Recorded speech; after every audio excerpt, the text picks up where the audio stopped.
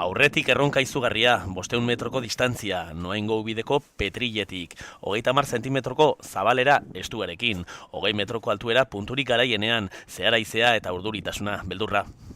Impresiona muchísimo, sí. Es la altura, es el viento, es al final que hoy lo vamos a hacer. Begiak itxita kateatuta lehen aldia Pedro Hirugarrenak horrelako erronka bati aurre egiten diola. Ez baita funambulista, aztia da, ilusionista, gauzak horrela lehenbizikoa, trikimailurik ez dela argi ustea. Esto es de lo que me tengo que liberar. Te lo voy a cerrar aquí. Tito, y quiero que también que veas que es cuchara, ¿vale? Porque me hablaron de unas... Es cuchara, ¿eh? No se ve absolutamente nada. ¿Cuál es la sensación, Pedro? Sí, con cuidado. Está. Listo.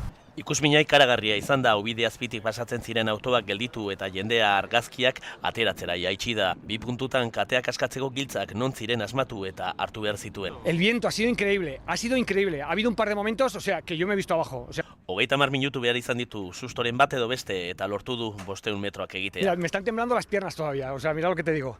Erronka gehiago ditu buruan Nafarroako toki emblematikoetan egiteko asmoarekin oreka baliatuz nahi zuretan, baina ez du argitu nahi zein izanen den urrena.